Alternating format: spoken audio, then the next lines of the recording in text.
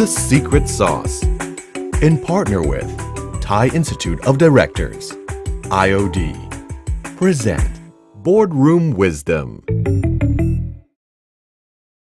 The Secret Sauce Boardroom Wisdom ตอนนี้เราคุยกันเรื่องธุรกิจโรงแรมหรือว่าธุรกิจที่เกี่ยวข้องกับการท่องเที่ยวและต้องบอกว่าเราได้รับเกียรติมากนะครับเพราะว่าเราได้คุยกับผู้เล่นรายใหญ่ที่สุดไม่ใช่แค่ในประเทศไทยแต่เป็นของโลกเลยครับเป็นผู้เล่นระดับโลกเลยนั่นก็คือบริษัท ไมเนอร International นะครับเราพูดคุยกันหลายเรื่องไม่ว่าจะเป็นเรื่องตัวธุรกิจเรื่องการ raise fund เรื่องของกลยุทธ์หลังจากนี้จะเป็นอย่างไรผมพูดคุยกับคุณบิล ไฮเนกี้นะครับแล้วก็คุณดิลิปราชากเรียวซึ่งเป็น CEO นะครับแล้วก็แน่นอนครับวันนี้มากับพี่บอยกุลเวชเจนวัฒนวิทย์สวัสดีครับสวัสดีครับเคนครับบอร์ดของ ไมเนอร International น่าสนใจยังไงครับน่าสนใจยังไงใช่ไหมครับเป็นบอร์ดเชิงรุกเพราะว่าธุรกิจของ ไมเนอร International เนี่ย5 ปีที่ผ่านมาเนี่ย revenue โตขึ้นมา3 เท่าโอ้โหนะครับนอกจากนั้นแล้วเนี่ยโตจากที่ต่างประเทศด้วยแล้วก็โตแบบมีการไป take over ใช่ NH Hotel ที่เป็นเชนโรงแรมขนาดใหญ่ในยุโรปใช่จนกระทั่งตอนนี้เนี่ย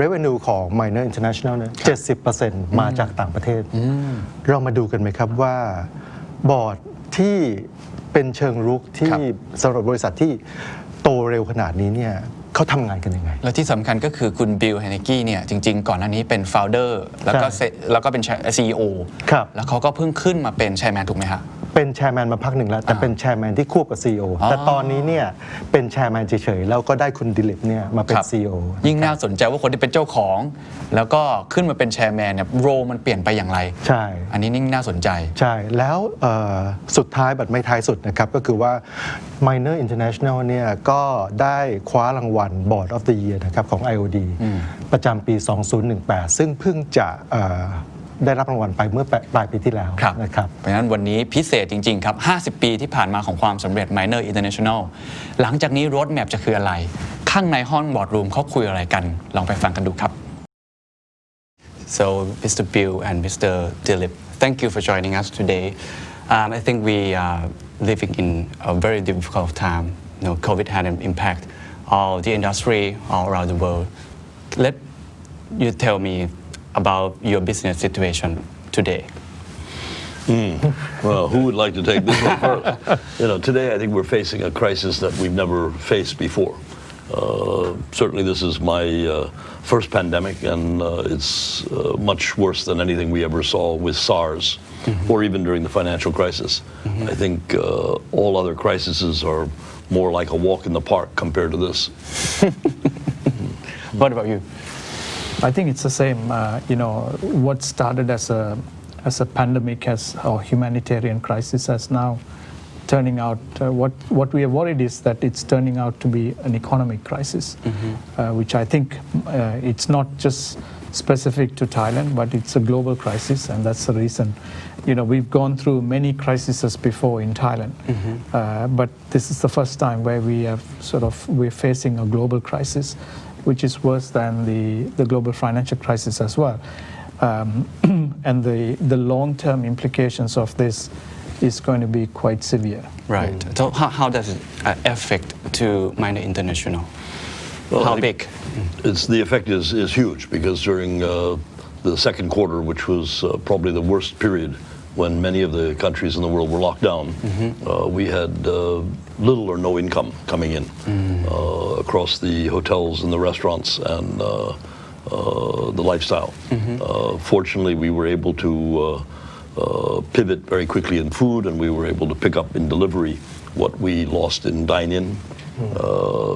The hotels have some stayed open during this period, but obviously the results were extremely poor as they were just open for humanitarian reasons very often. And lifestyle with the suspension of all shopping centers basically stopped. Right. So it was by far one of the most severe financial crises we faced because so little income was coming in. Kun Bill and Kun Dilip, what are the top 3 lessons learned that are so important during the COVID time for you? Well, maybe I'll give one. I think, the first lesson that I think is that during these sort of crises you have to react very quickly. You have to be very agile because it's a very challenging time, and I think those that responded most quickly will come through it faster and better than others.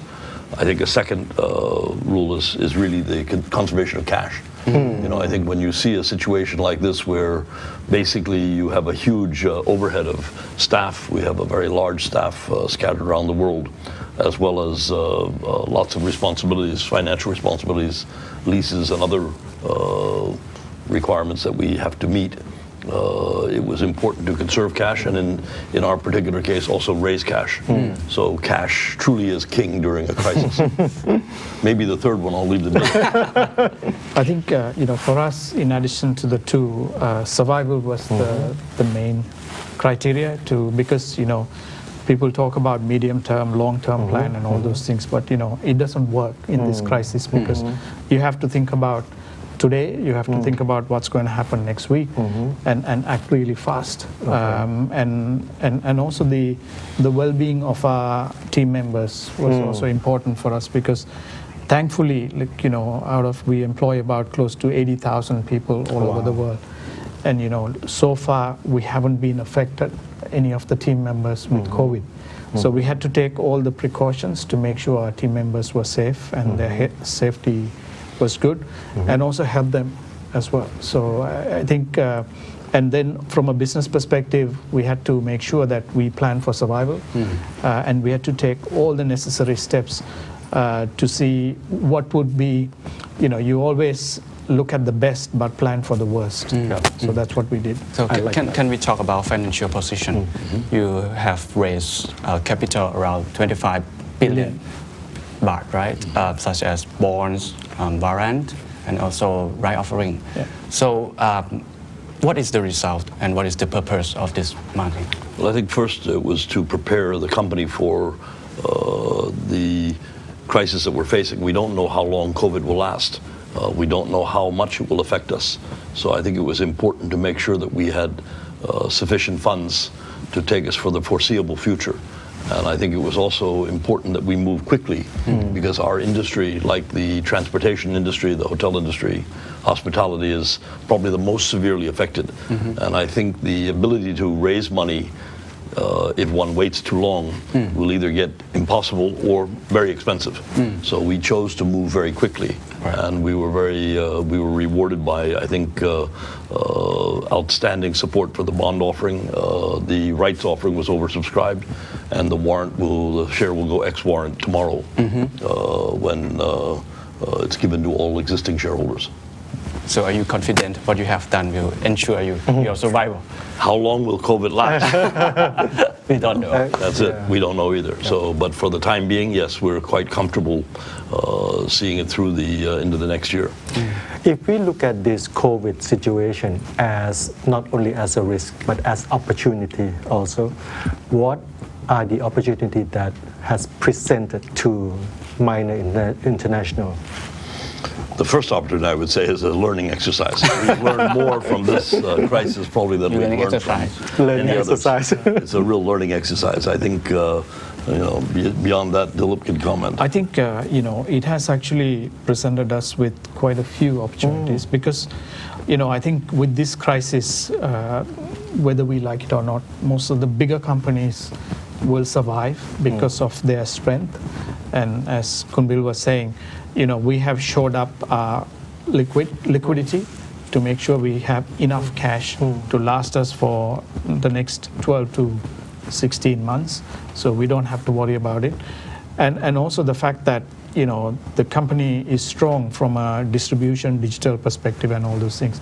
And actually, during this crisis, we've had one hotel which was rebranded from a Movenpick into Oaks in Dubai, which was fantastic for us because I think some of the small operators will start to fall and some of the big operators will become stronger because of their distribution strength. And also we had another hotel in Seychelles, which is a very iconic property, one of the best hotels in the world, has been also rebranded as Anantara. So again, we assumed on that. And part of that is also during the COVID, we also invested on cloud kitchens. Cloud kitchen. Yeah, so we invested on 10 cloud kitchens on the Bonchon, and that has performed exceptionally well, from what we thought. Our delivery business actually in the month of April was 3 times the month of Jan. So our delivery was very strong. And that's because we acted very fast in terms of technology, in terms of digital, and also creating these cloud kitchens, which was really quick to execute. So I think those are the opportunities we have been presented so far, and we are looking at more as well. But unfortunately, from a capital perspective, we are preserving cash. So even though there are quite a few assets out there in the market at a distressed price, we don't know whether it's still distressed or not. So we don't want to invest at the moment because we've been very cautious in terms of preserving cash to make sure that we can actually have the best outcome in the future. And strengthening our balance sheet was important, strengthening our liquidity was important, and those are the measures we've done. And that was based on what we see as a worst case scenario. Right. Some investors told me about your debt to equity ratio. Can I talk about this? Sure. Yo-yo, can you tell us more about debt to equity ratio that someone is very confused about this? So I think on the debt to equity ratio, if you look of your organization. Yes, if you look at our organization in Q2, we were pretty quick to go to our bondholders and get a waiver in case we breach the covenants. So that was our plan B, which was accepted really well because all our bondholders, they agreed and that was approved, the waiver. But in spite of approving the waiver, actually we will be below our DE ratio, which is 1.75, which is good. So we took measures to make sure that number one is that we don't exceed our debt to equity ratio, we come below. But at the same time, we also got the waiver for this full year from the bondholders to make sure that even if we exceed the DE ratio, we will be fine. But we, as a company, I think, Miner has been very cautious. We are, whether it's doing deals or whether it's increasing our debt, and so therefore the measures we took has really helped us to bring the DE down. So I'm confident that for this full year, even though we have a waiver, that we will be way below our debt to equity ratio. So we're quite happy with that. Right. Yeah. You guys mentioned a lot about agility, about fast, quick. So how does agility mean to Miner, or what step do you take to be more agile?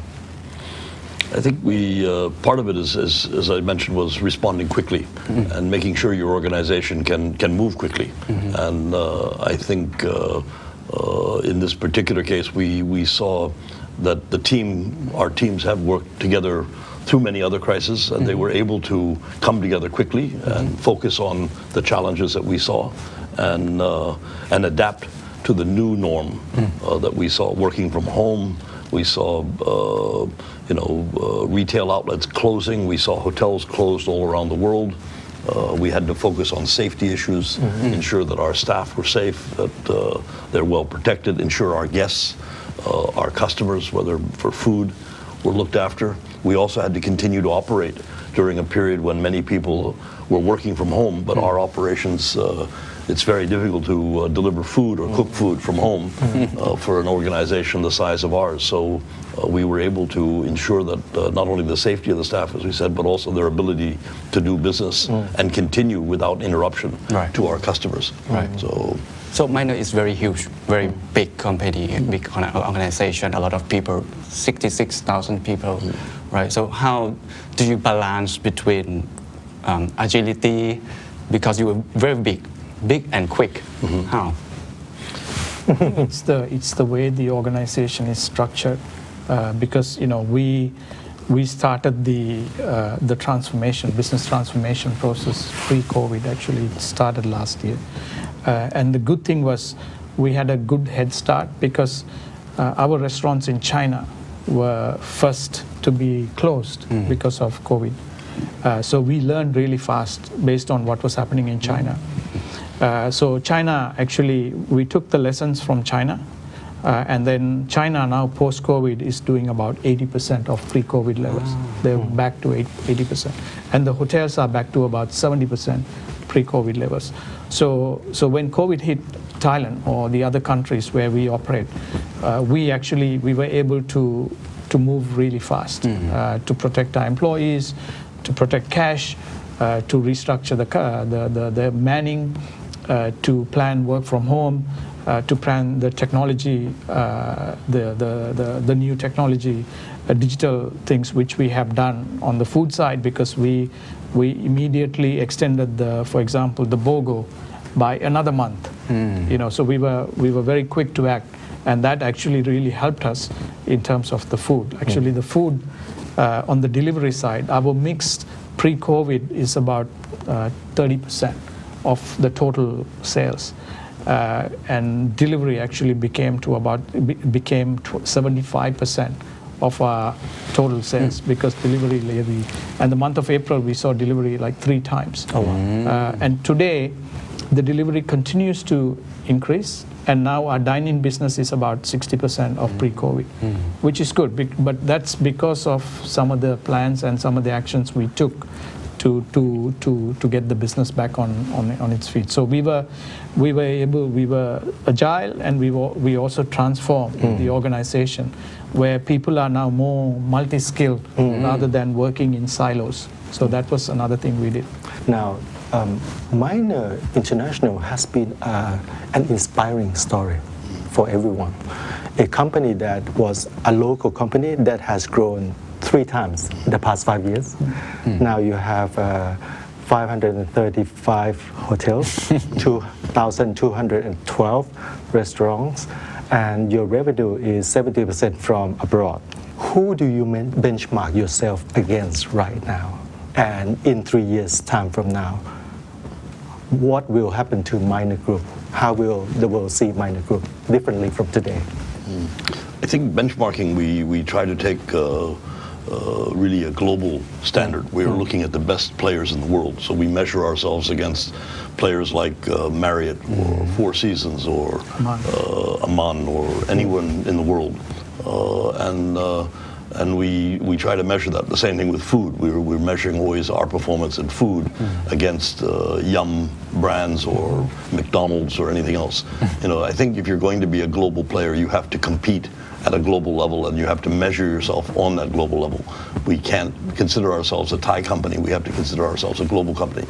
And so I think that's first and foremost a way to benchmark, against those sort of competitors. Many of them, people like Domino's, are key players in the world of pizza delivery. So by benchmarking against them, we can measure ourselves and compare ourselves to their best practices and success. Oh. And what about 3 years from now? I think if you look at Minor is, I see Minor very different to any other global companies. The reason is because we have 3 core businesses. We're one of the largest hotel companies today in Asia Pac.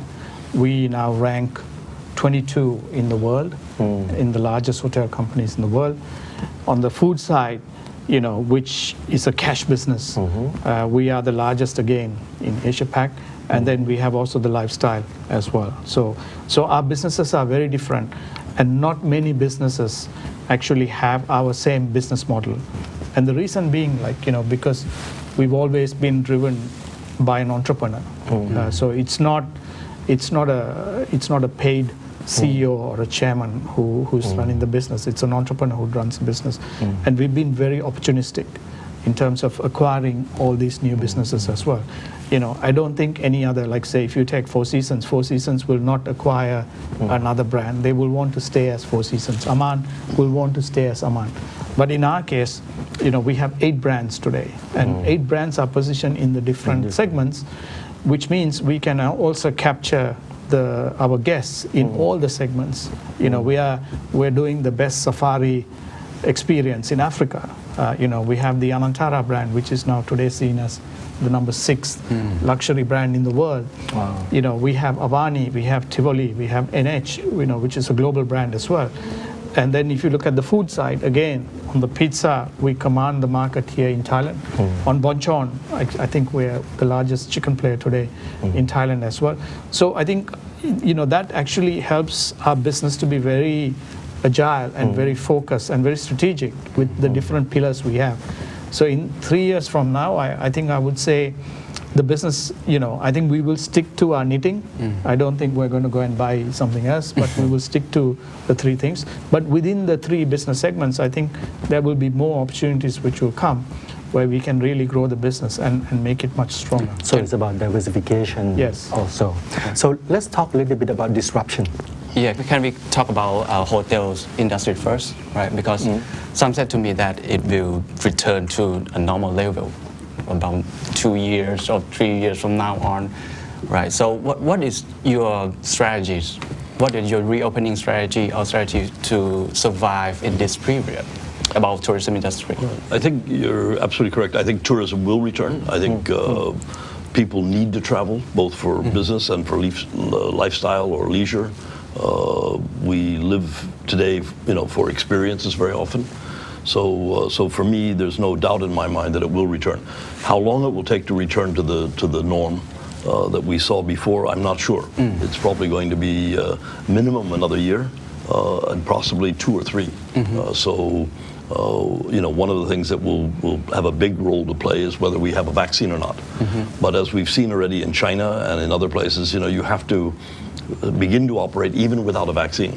And just as Thailand is beginning to open up, and we hope will open up carefully but more, so that business can begin to return towards a new norm. Obviously, we all have to be more careful than ever before. Social distancing, masks, and various other steps and precautions that we've taken will play a very major role.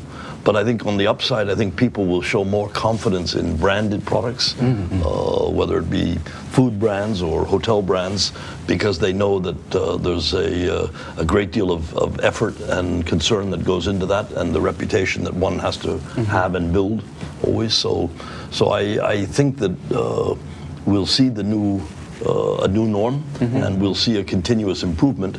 How long it's going to take is going to be anyone's guess at the moment. What is the new normal or the emerging trends in your view, in your minor view? I think, certainly as I mentioned, there's one of the new trends is, of course, safety and taking great care with the health issues with the COVID.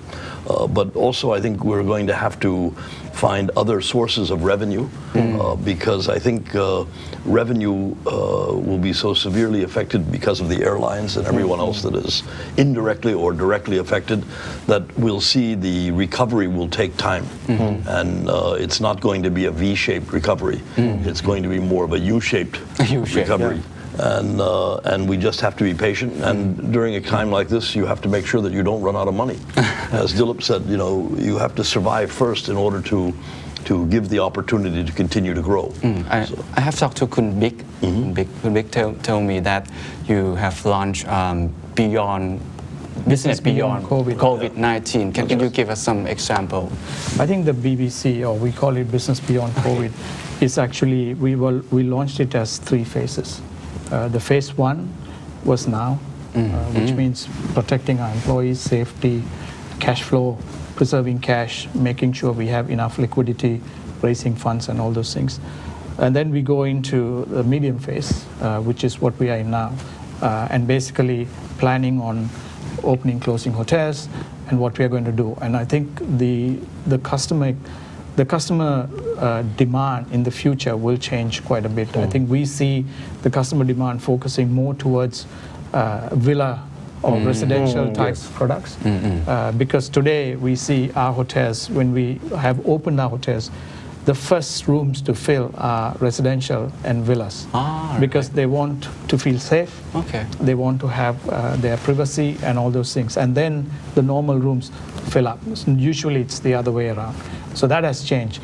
The second one is there is also a trend more towards the wellness because we feel that people want to look after themselves and they want to make sure that they have immunity, they look after themselves, and we have launched 3 different wellness concepts actually, which we planned last year. So we are in the right segment in terms of that. And the third one is like, people are looking at visiting friends and family. So we call it VFR, which is this other segment where, they will want to not just have a hotel experience, but have just more of an experience where, they can, whether it's in the mountains or whether it's in the sand dunes or whether it's rock climbing or something, where they do it as a family and they can come back with an experience. And this is something is the essence of the Anantara brand, and now some of the other hotel companies are trying to catch up, saying that they're offering experiences. But also the other trend which will also change is like I think we will see a shift from Airbnbs to really big hotel brands because the hotel brands can offer safety, they offer the sanitization and all the things which our guests are worried about today before they get on the plane or before they check into the hotel. So I think there is going to be quite a bit of a shift. Is it the end of the Airbnb? I don't think it will be the end of Airbnb. I'm sure Airbnb, if they are smart, they will catch up soon in terms of some of the things. But it's not easy because you are, with the hotel brands, you're dealing with the chains. So like say, for example, Minor, we have a certain standard. We have Anantara Wellness, we have Avani, the wellness which we have launched. And at NH, we have the stay with the safety as well. We've launched everything like with touch, what we call no touch, and high tech. So no touch, high tech, which we also have launched in the food side as well. We were the first to launch zero touch on the food deliveries because we are the largest food delivery company here in Thailand. And we were able to offer that. So our guests or our customers felt much safer to do the delivery, and our deliveries did really well. So I think there's going to be a change. Let's talk about technology since we are now touching this one and disruption. So disruption has been with the hotel business for at least 5 years or even more than that, right? We had TripAdvisor, we had like Agoda, and then came Airbnb, and it sounds to flip, right? And as you said, Kundilip, that people right now after COVID, they want to stay in a place where they feel safe. So big names of the hotel become trusted. What could be the next disruption in the hotel business? Where does it come from? Certainly one of the disruptions we already see is, for example, you mentioned Agoda or Booking.com. Today, many people now who used to just seek out the lowest rate now and then worry about whether they have to pay in advance, travel plans are being disrupted, flights are being canceled. Now can they rely on that?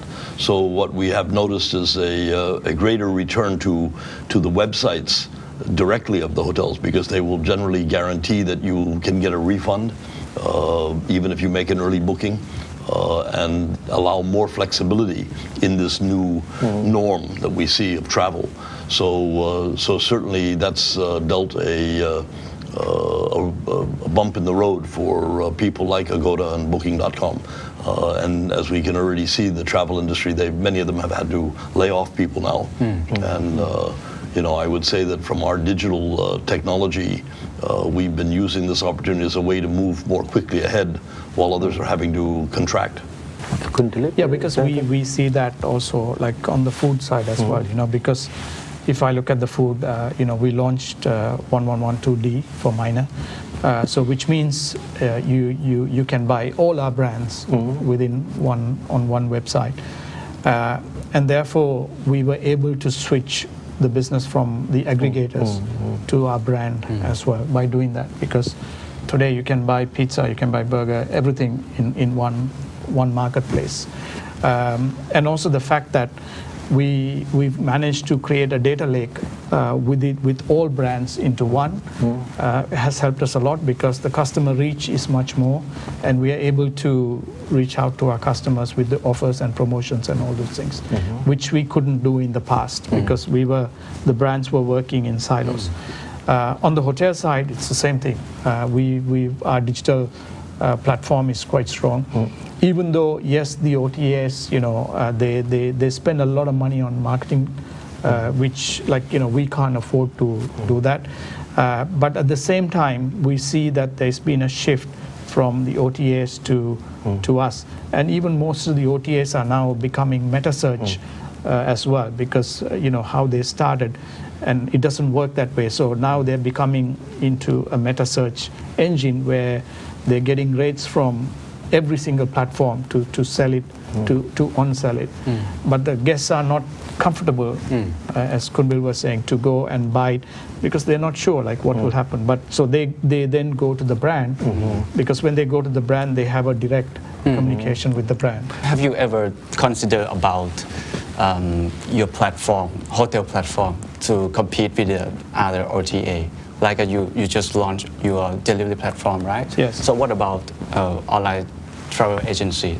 Because you have many hotels in your portfolio. Why don't you build your own platform? So we are at the moment. We're not only building the own hotel platform, but also building a loyalty platform as well.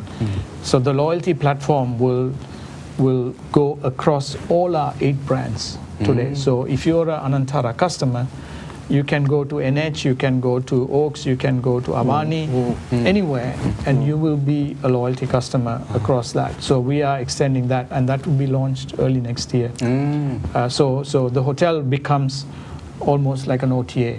But we are now extending that further with the partnership with a company called Global Hotel Alliance. So GHA has more than 50 hotels. And Hotel brands. Hotel brands, and more than 600 hotels.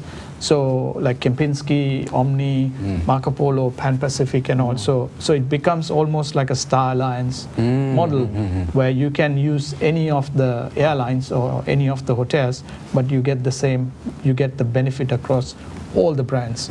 So we are not only just trying to keep it within our ecosystem, we're also trying to extend it further. And we are getting a lot of cross bookings from the other brands. We get a lot of cross bookings from Kempinski. We get a lot of cross bookings from Omni in the US, because US is also one of our biggest markets. So that's something we're doing on both. So with the challenge going on, what keep the management of Minor International awake at night? People, I think. People. Yeah, worrying about the people, trying to ensure that we can retain our very best people during a very difficult time. Having to make certain reductions because we have to match the revenue model that we now see, but yet you have to do this with great care. So can we go back to wellness? Because I think I have talked to a lot of business leaders, business owners, and wellness, safety, sanitary is very big issue, very popular trends on everybody's mind. So my question is, what makes Minor International different from others? I think first we're very committed to this wellness, and when we're talking wellness, we're talking wellness experiences and for our guests in the hotels, and we're working with a number of very well-known international brands, one being Clinique La Prairie out of Switzerland, which we'll be launching in the St. Regis. We have another working with Bumrungrad Hospital and Vital Life for a new concept that will be on the river called Raksa. We have another one with VLCC, which is one of the largest in India and the Middle East, spa and wellness operators, I should say, more than spa, and that will be opening in Hue Hin. And the last one we have is Verita, which is one that will be opening in both the Anantaras in Bangkok shortly to provide in one case a clinic and in others IV treatments, which will help people with their immune system or energy or whatever they happen to need. So I think because we own so many of our hotels and we're so committed to the growth of our brands, we felt that it was important that we pioneer this, just as we've pioneered many food and beverage concepts, because we think that to be only focused on hotels or hotel rooms doesn't give the customer the full experience, because the full experience has to include all of the things that Dilip said, the experiences inside and outside the hotel. It includes food, it includes wellness, it includes experiences. So you've got to bring all of these together.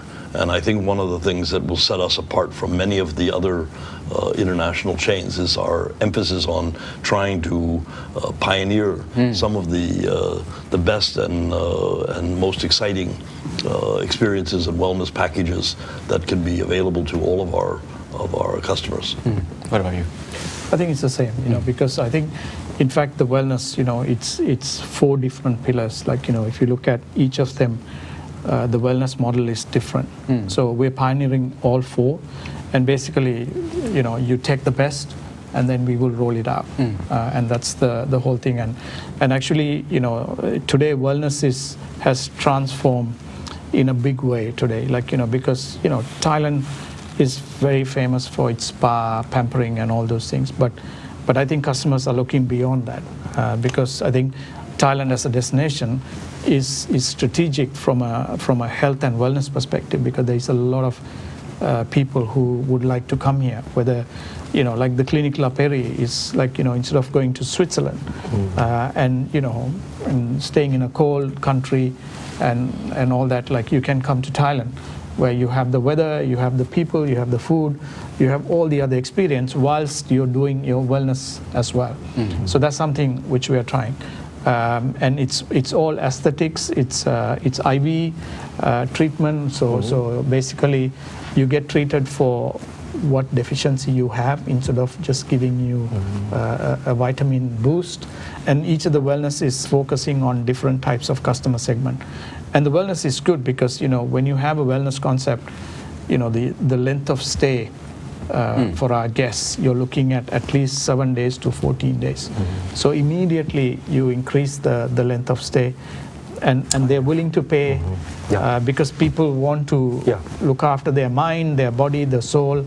And also, especially at this time when a lot of people are stressed, I think the wellness is a business which really does well. We've always seen that because people want to go and de-stress because they're under so much stress.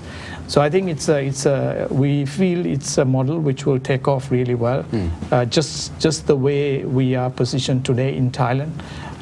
With all the facilities we have, and also especially with our brands, it works really well because you can enjoy a luxury hotel stay whilst you're also looking after yourself, and your husband can go and play golf, your kids can enjoy the kids club, whilst the wife goes and has IV treatment or get a full aesthetic treatment done, and this is everything.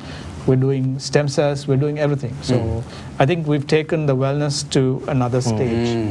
I don't think any other hotel company has done that. So we were I think Bill's been very passionate about it to drive this because he feels that there is a niche market to that. And that's what we want to explore. Bill's getting older and more smart. Given the growing concern on climate change, on water shortage, on pollutions, I can, when you have a resort, there's more waste, there's more environmental impact. What's your role in making sure that wherever you go, there is a positive contribution to the society and the environment? I think sustainability is a key agenda on our board as well, and it's very important for us. We've won many sustainability awards here in Thailand, but we don't do things to win awards because we do things to make sure that we protect the people, the planet, and the place we are. So each of our hotels, actually, including management and the board and the executive team, has a KPI in terms of sustainability to reduce waste, to reduce energy. And we measure it every quarter, and we also then we are part of Dow Jones Sustainability Index. We're part of the FTSE for Good, which we've been recognized, and also we are part of the ESG as well. So I think, and we for us, each of the hotels have a responsibility in terms of the projects they do. And also, I think the last few years, we've also had, because sustainability is so important for us, as part of the minor awards, we also have the Best Sustainability Award as well, for the best hotel or who's done something to the environment. So I think we do it every single year. And that has created a culture in terms of people actually taking ownership. And also, like, we believe that we can attract more talent, because I think the younger generation today, they navigate towards brands which actually focus on sustainability. They don't navigate because of the money, they don't navigate because of the position. Of course. They navigate more towards sustainability. And if they feel that these companies are doing something good, I think we can capture them really well. And this is what we have done. And we have a separate sustainability report as well, which we disclose by all the projects we do. Whether it's we have many, like whether it's water preservation, whether it's energy reduction, whether it's social responsibility, culture in certain countries, and also creating employment for the people who are disabled, and giving them a life as well. What about you, Bill? Over 50 years, had anything changed from day one to? I think the story that I tell everyone is that what made us successful for the last 50 years is certainly not going to guarantee success in the next 50 years. Sure. We've had to change, and we've seen this even more so during the COVID, when people have had to change. We have a new norm, when people can't travel, even if they want to or need to, with countries being locked down. So I think that we are very much focused on what's going to be the new roadmap to success over the next 50 years. Wow. So we're going to need to change things.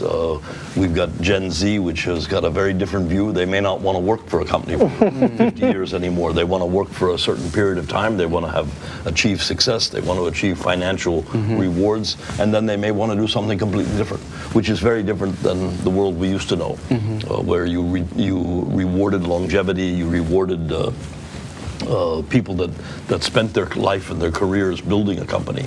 Today it may be very much more to groups and sprints and what have you is the new norm. Can you tell us a bit about a new roadmap? I think we're letting Dilip focus a lot on the new roadmap. He's been, with what we've learned in Europe also. How do we apply some of those learnings, the good ones and negative ones? In Europe, the model that they have there is very different from the one that we operate in Asia or in the Middle East, because they have many more owned hotels and many more managed or leased hotels than we have. We're much more focused on managed hotels. So I think as we find the most suitable model for this new period, you'll see a number of fine tuning going on to do that. And I think also bringing to bear the strengths that we have, whether it be in wellness, as we've already discussed, or in food. Because today we're seeing many of the concepts that have worked so successfully in the food business now having an application.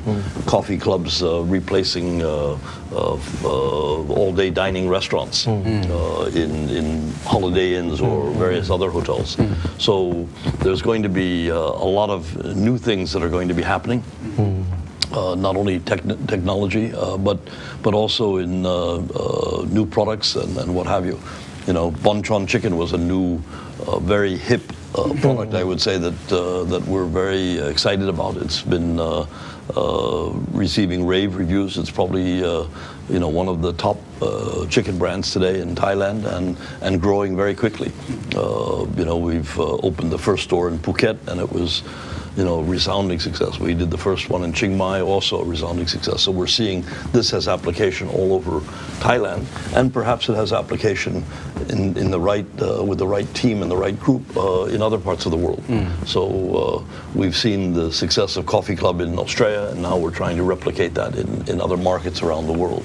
So and food is going to become with the emphasis now on so much delivery, is also going to be present many opportunities and many challenges. So we've got to be there and make sure that we're successful. Right. I think one of the key success of Minor is about merging and acquisition strategy. So can you tell us about your strategy? What kind of company that you see the opportunity? I think as Dilip mentioned already, we're very focused on our core businesses, which is the businesses we're in now. So I don't see us looking for opportunities outside of that. Secondly, I think when the focus is on ensuring sustainability of the company, and you've got to focus really on what you have right now. And I think although we are very liquid, you might say, with the fundraising that we've done and with the resources that we have, we're not focused on outside opportunities, because who's to say whether it's fairly priced. There are many hotels today in serious financial difficulties whose assets are very very inexpensive, but inexpensive by what standard? By old standards or by the new standard? So I think this is a time for great caution. I don't think you're going to see huge amounts of M&A activity, not only by us but by any group as they try to fathom what's going to happen. Perhaps after a vaccine, perhaps after COVID recedes, then I think you'll see everybody re-looking again at M&A activities. But I think it's going to be relatively short during this period, that what you'll see.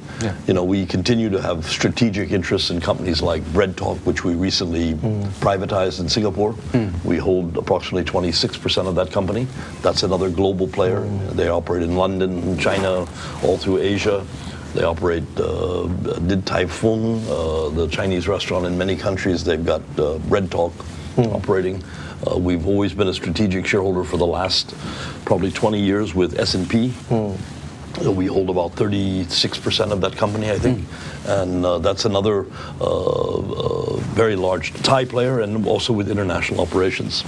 So we do have a lot of opportunities which are captive within our ecosystem, you might say. And we're very committed to helping them grow along with us.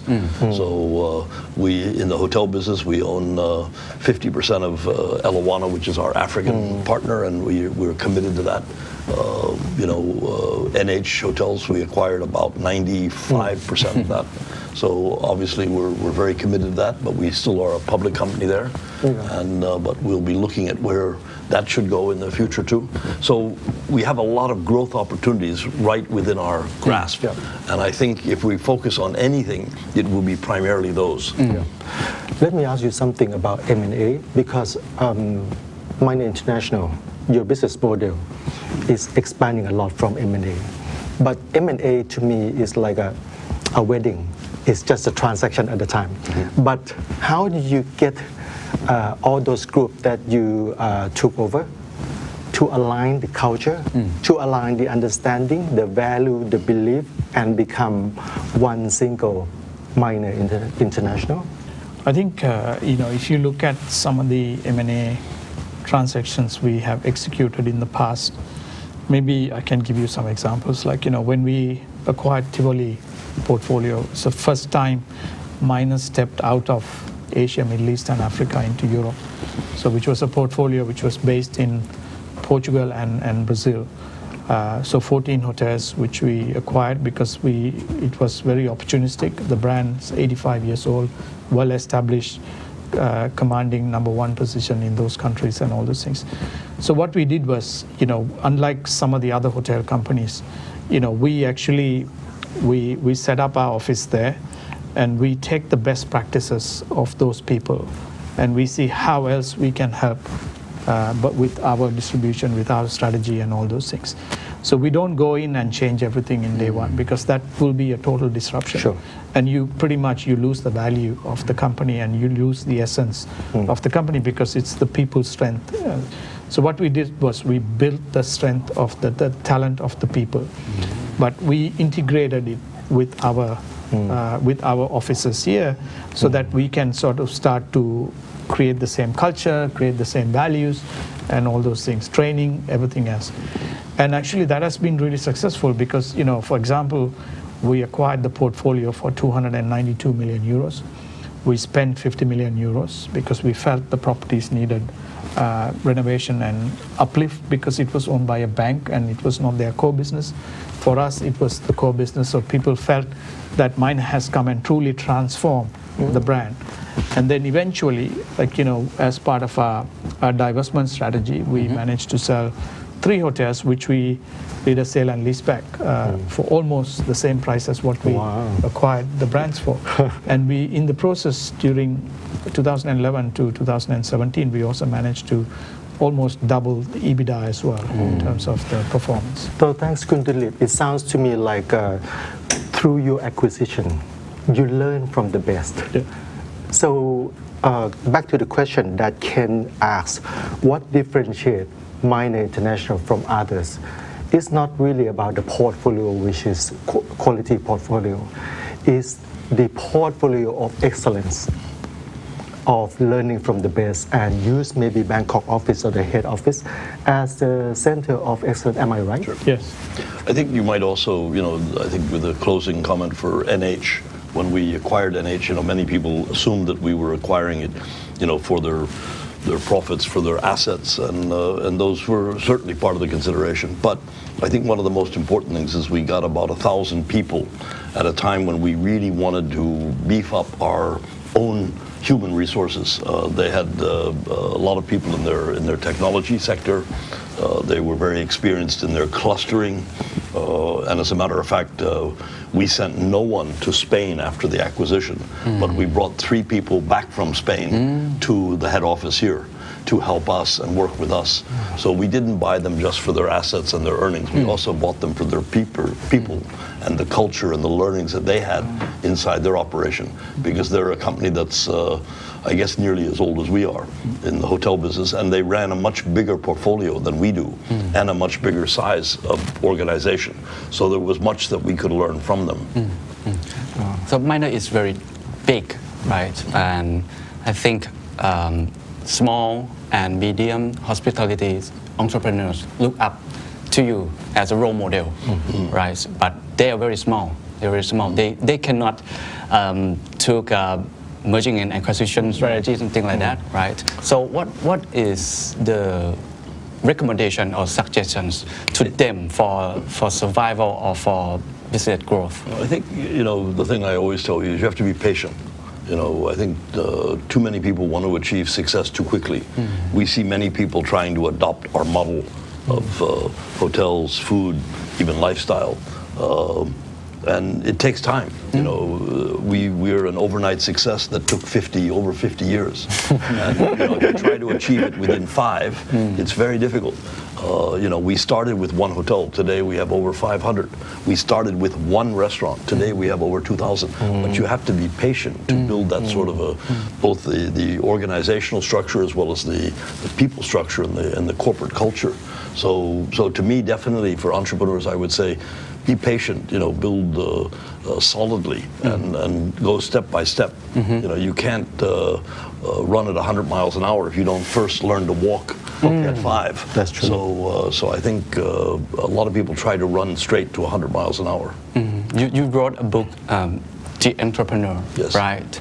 And it's quite amazing because you built everything from scratch, from day one, from 17 years old American entrepreneur.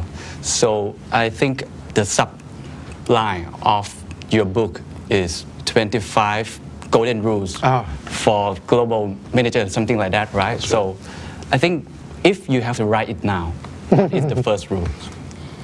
I think it's still about working with passion, and you must enjoy your work, because if you don't, you're going to be very unhappy. You know, you've got to be absolutely passionate about what you're doing. If you're not passionate about what you're doing, then you're in the wrong line of business.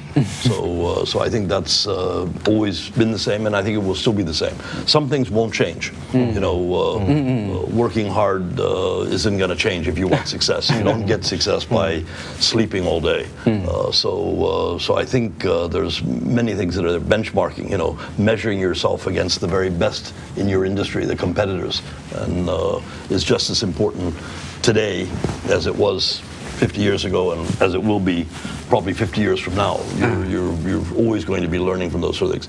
But what's going to change now is the way people think, the way people operate, and the new gen, which we have to all understand. I'm from the baby boomers age. You have Gen Z and Gen Y, and they all have a different way of looking at things now. Right. And we can't ignore those. Right. Some writers compare you to your characteristics to shark. I think it assume that you can bite, not by me, right? Bite the opportunity, right? I think one of the most important skill for business leaders is try to find new opportunity all the time, and I think you are the one of the best business opportunity seeker. So can you tell us about this? I think again it goes back to this thing of patience and learning step by step. We had fantastic support when it came to making the NH acquisition, which cost nearly $3 billion from our banks, from our shareholders, from our board of directors. But you have to remember that it wasn't our first move. I think one of the first moves, and Dilip was behind it, was with Oaks nearly 8-9 years ago. And then after that there was Tivoli. Each one was a bit bigger, so Oaks I think was about 100 million Australian dollars at that time. Tivoli was about 300 million euros, and then finally the latest one was NH, which was nearly 3 billion. But we didn't start with NH.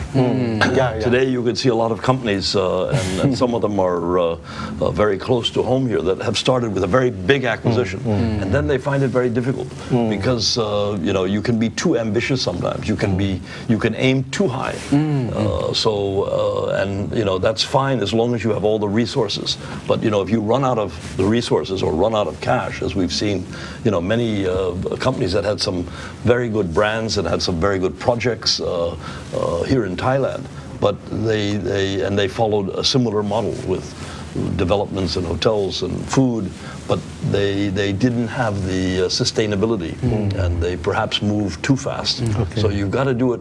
It's got to be a very careful balance with both growth and with resources, financial and human.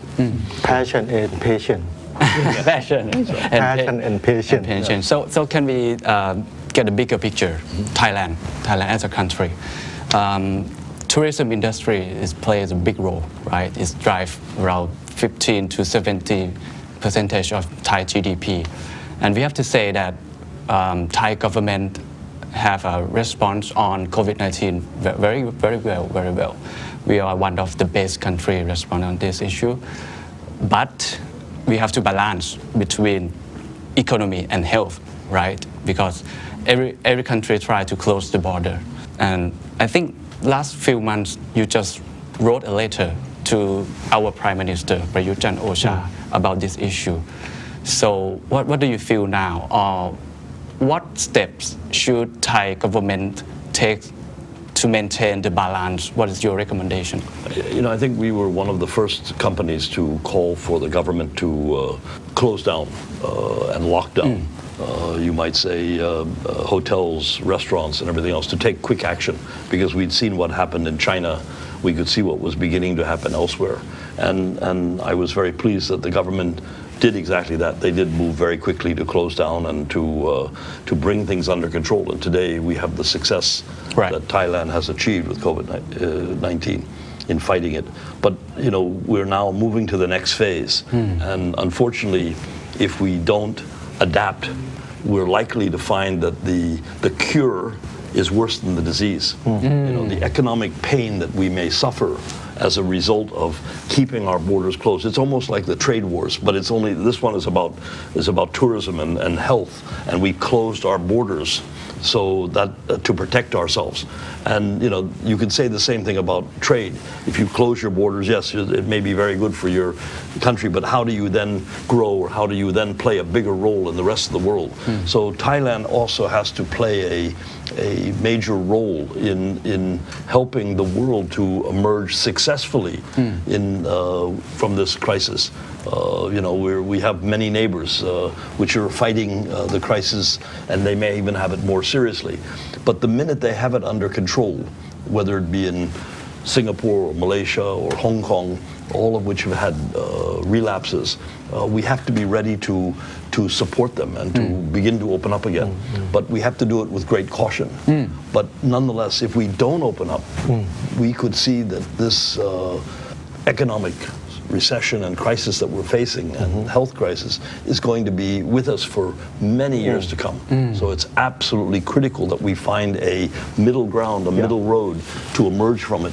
And we have to emerge quite quickly because we could see unemployment go up to the highest levels Thailand's ever seen. It's already very high. We already had the good example of what's happened in America. When you have large unemployment, you also get large amounts of demonstrations. You get a lot of very unhappy people. And for Thailand, I think it's important that we observe what's happened elsewhere and try to take the best practices. We, being a global company, we have a chance to see how governments have reacted in the UK, in Australia, in Singapore, in Germany, in Spain. And it's always a bit disappointing to me that our government hasn't followed what's gone on, the stimulus that has been done in these other countries. And it's all there for everyone to see. And it's also you can use the resources of the organizations rather than trying to find ways of giving people 5,000 baht, ad infinitum and not knowing whether it's going to good use or not. You can fund it by supporting the companies that can rehire or maintain the staff instead of laying them off. Agree. And that's what's happened in most other countries of the world. Unfortunately, I think our Social Security Act has been very limited, and it only applies for 3 months. And if you're terminated, it only applies for 6 months. So in a pre-pandemic world or a pre-COVID world, that may have been acceptable. But today, under COVID-19, we're finding that this is not sufficient stimulus to help all the companies that are facing this crisis and trying to look after their staff. And of course, minor is very labor intensive with 60, 70,000 people around the world. So we're very cognizant of that. And one of our biggest bases is Thailand, where we employ an awful lot of people. Probably close to, I guess, 20,000 people somewhere, around the whole of Thailand. So it's absolutely critical that the government studies carefully what's going on elsewhere and begins to support as much as they can to those companies.